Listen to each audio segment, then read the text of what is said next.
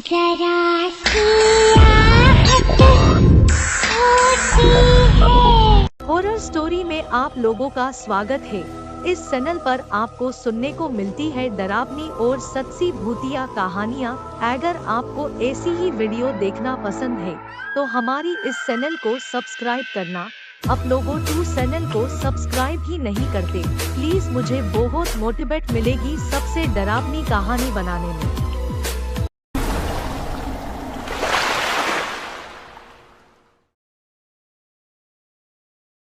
मेरा नाम जया है। मैं आज आपको जो घटना बताने जा रही हूँ, यह घटना मेरी एक दोस्त के साथ हुई। मेरी दोस्त ने मुझे यह कहानी बताई और आज मैं आप लोगों के सामने उसी की जुबानी कहानी आप लोगों को सुनाने जा रही हूँ। तो चलिए शुरू करते हैं। उसी की जुबानी उसकी कहानी बात तब की है जब देहरादून के बॉयज हॉस्टल में मेरा चौकीदार के रूप में पहला दिन था। उससे पहले मैं उसी हॉस्टल में खाना बनाया करता था, पर वहाँ खाना बनाने वालों की संख्या बढ़ गई थी। इस वजह से आधे कर्मचारियों को अलग अलग कामों में बांट दिया था और मुझे चौकीदार का काम दिया गया, पर मुझे वहाँ रात को चौकीदारी करनी थी। वो हॉस्टल देहरादून के उस तरफ था जहाँ ज्यादातर जंगल ही था, इसलिए मुझे अपना वो रात वाला काम पसंद नहीं आ रहा था, क्योंकि वहाँ कभी कभी जंगली जानवर भी आ जाते थे।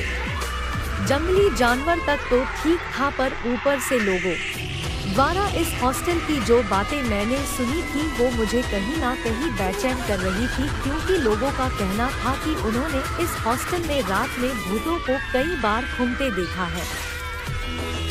वैसे मैं उस समय ज्यादा तो भूतों पर विश्वास नहीं करता था, पर जब एक ही बात कई लोग आकर बताते हैं तो विश्वास अपने आप हो जाता है। यहाँ तक तो भी ठीक था, पर मेरा एक दोस्त जो इस हॉस्टल में चौकीदार का काम था, पर एक दिन उसे उस हॉस्टल में उसकी मरी हुई बीवी वहाँ घूमती हुई दिख रही थी और वो उसे अपने साथ चलने को बोल रही थी।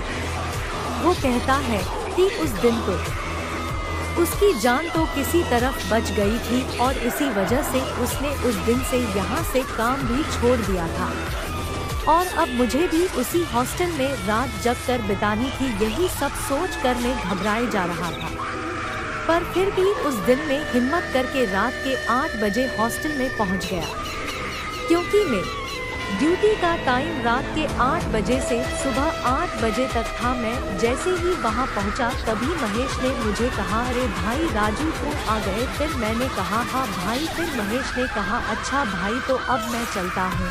फिर उसके बाद महेश वहां से चला गया और मैं आकर हॉस्टल गेट पर बैठ गया। उस समय तो सब ठीक था और मुझे अब ऐसा लगने लगा था कि जो सारी बातें मैंने इस हॉस्टल के बारे में सुनी थी वो सब बकवास है। पर उसके बाद जो मेरे साथ हुआ उसने मेरी राय तुरंत बदल दी, क्योंकि रात के लगभग 11 बज रहे होंगे कि तभी मैंने देखा एक बड़ी तेज रोशनी उठने लगी, पर रोशनी हॉस्टल के पीछे से आ रही थी। रोशनी ऐसी थी जैसे किसी ने हॉस्टल के पीछे आग जला रखी हो, और यही देखने के लिए मैं अपनी जगह से उठा हॉस्टल के पीछे जाने लगा। पर जैसे ही मैं वहां पहुंचा तो वो जो रोशनी उठ रही थी अब ना तो वो रोशनी थी और ना ही वहां कोई आग जल रही थी। मैं वहां खड़े खड़े बस यही सोच रहा था कि यह कैसे हो सकता है, क्योंकि अभी थोड़ी देर पहले इतनी तेज रोशनी उठ रही थी कि ऐसा लग रहा जैसे किसी ने बहुत तेज आग जला रखी हो, पर अब वहां ऐसा कुछ भी नहीं था। मैं यही सब सोच रहा कि तभी मैंने जो देखा उसे देखकर मेरी आंखें फटी की फटी रह गई, क्योंकि मैंने देखा एक कमंडल हवा में अपने आप उड़ा जा रहा था और उस कमंडल के पीछे पीछे एक आग की ज्योति चले जा रही थी और कमंडल और वो आग की ज्योति कभी आगे की ओर जाती तो कभी पीछे की ओर वापस आ जाती, और मैं बस खड़े खड़े उसे देखे ही जा रहा था। मुझे कुछ समझ में नहीं आ रहा था कि यह क्या हो रहा है। और उसके बाद 5 से 6 चक्कर लगाने के बाद वो आग की ज्योति और कमंडल गायब हो गया। उसके बाद मैं भी अपनी जगह पर जाकर बैठ तो गया, पर मैं अभी भी उसके बारे में ही सोच रहा था जो मैंने अभी थोड़ी देर पहले देखा था, क्योंकि जो मैंने देखा था उस पर मुझे विश्वास करना मुश्किल सा हो रहा था। पर उसके बाद मेरे साथ जो हुआ, उसके आगे तो जो मेरे साथ अभी तक हुआ था वो तो कुछ भी नहीं था। मैं अपनी जगह पर बैठे बैठे यही सब सोच रहा था कि तभी मुझे ऐसी आवाज़ आने लगी जैसे हॉस्टल में घोड़ा दौड़ रहा हो। आवाज़ सुनकर मैं भी अपनी जगह से तुरंत उठ गया और हॉस्टल में इधर उधर जाकर देखने लगा, पर मुझे हॉस्टल में कहीं भी ऐसा कुछ भी नहीं दिख रहा था जहां से वो आवाज़ आ रही हो। पर मुझे अभी भी वो आवाज़ सुनाई दे रही थी और मैं भी हॉस्टल के हर तरफ जाकर उस आवाज़ का पीछा करने की कोशिश कर रहा था। और मुझे जब वहाँ कोई नहीं दिखा तो मैं अपनी जगह पर फिर वापस जैसे ही गया तो जो मैंने वहाँ देखा उसको देखकर मेरे शरीर में डर की बड़ी भयानक सी लहर सी जलने लगी और मेरे हाथ पैर डर के मारे कांपने लगे, क्योंकि मैंने देखा हॉस्टल के गेट के पास एक घोड़ा चक्कर लगा रहा था और उस घोड़े पर एक बिना सर वाला आदमी बैठा हुआ था। और जैसे ही मैं वहां पहुंचा तो शायद उस बिना सर वाले आदमी को पता चल गया कि मैं उन्हें देख रहा हूं। और तभी उस बिना सर वाले आदमी ने अपना घोड़ा रोका और मेरी ओर अपना घोड़ा घुमा लिया और मेरी ओर आने लगा। पर पता नहीं उस समय मुझे क्या हो गया था कि उसको अपनी ओर आते देख भी मैं वहां से भाग नहीं रहा था। और देखते देखते वो आदमी ने अपना घोड़ा मेरे पास आके रोका और अपने घोड़े से नीचे उतरकर उसने अपनी तलवार निकाल ली।